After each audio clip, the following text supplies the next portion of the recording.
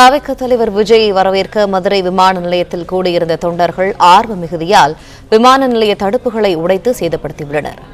காலில் அணிந்திருந்த காலணிகளை கூட உதறிவிட்டு விஜய் சென்ற வேன் பின்னால் பலர் மூடினர். இது தொடர்பான கூடுதல் தகவல்களை எமது செய்தியாளர் பாலமுருகன் வழங்க கேட்போம். பாலமுருகன், வணக்கம். அங்க இருக்கக்கூடிய சூழல் என்ன, விவரங்கள்? வணக்கம். தவிக தலைவர் நடிகருமான விஜய் இன்று தனி விமானம் மூலம் சென்னையிலிருந்து மதுரை வந்தடைந்தார். இங்கிருந்து அவர் கொடைக்கானலில் படப்பிடிப்பிற்காக கலந்து கொள்வதற்காக செல்கிறார். மதுரைக்கு 14 ஆண்டுகளுக்கு பிறகு வருகிறார்.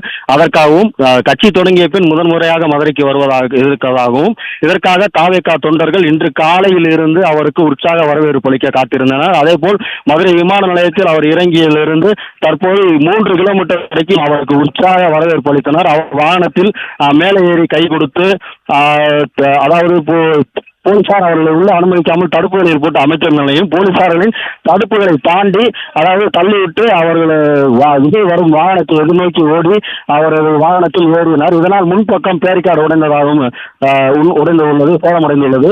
அதுபோல மட்டுமல்லாமல் அந்த மதுரை விமான நிலையம் 2 கிலோமீட்டர் தொலைவுக்கு வெறும் காலணிகளால் அந்த சாலை முழுவதும் நிரண்டு கிடைக்கிறது.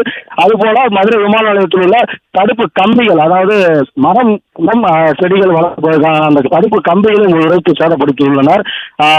அதாவது அந்த விமான நிலையம் முழுவதுமே அந்த ரணகலான ஒரு காட்சி தான் தற்போது காட்சி சூழல் நிலவி வருகிறது. பிளே ஸ்டோர் மற்றும் ஆப் ஸ்டோரில் இருந்து பாலிமர் செயலியை QR கோடு மூலம் பதிவிறக்கம் செய்யுங்கள். செய்திகளை உடனுக்குடன் பெறுங்கள்.